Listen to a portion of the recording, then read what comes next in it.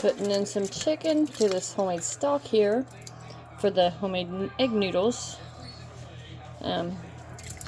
Y'all have seen me make those before. This is about a gallon of stock made from my own chickens and vegetables and stuff like that. So, you know, I've made it before too, I think, on a video. I'm not sure. It's been a while.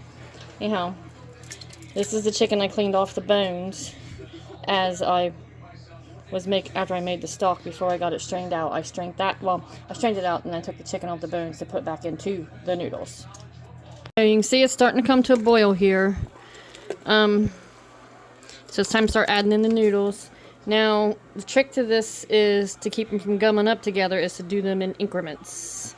So I usually just drop in a handful at a time, like so. Ow!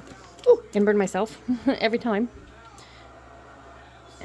And then after I get so many in there, then I'll stir it. But I don't go crazy on it at first because I don't want it to gum together and get one big giant dumpling from it. There we go. Got him. Yeah, it's easier this way because I don't burn myself. But you'll see now that they're separated. Look how beautiful. Well, it's a lot of chicken. Oh yeah.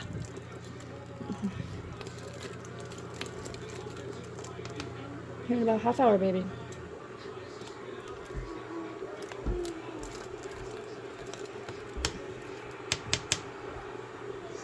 Okay.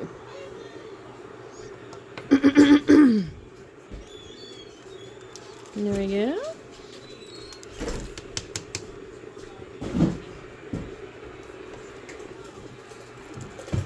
Now those are pretty good looking noodles right there.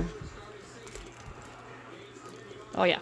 Anyhow, that's how we do it. And then they'll only have to cook for a little while. I did add more salt and pepper to the broth earlier.